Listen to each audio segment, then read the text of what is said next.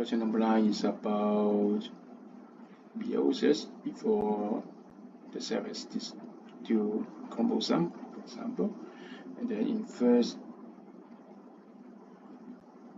division of meiosis, these two separated into two cells. So now each cell has half the number of chromosomes. And then furthermore, in the second division, the chromata separate.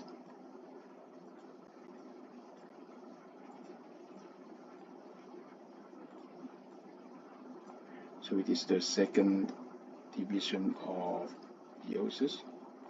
So before is one cell becomes two in first division, and in second division becomes 4. And so look at the answer A, B, C, D. Which one is correct? Think about it. Yes, C is correct, because in the first division of meiosis, chromosome number is halved, and in the second division of meiosis, chromatas are separated. So the answer is C. Thank you.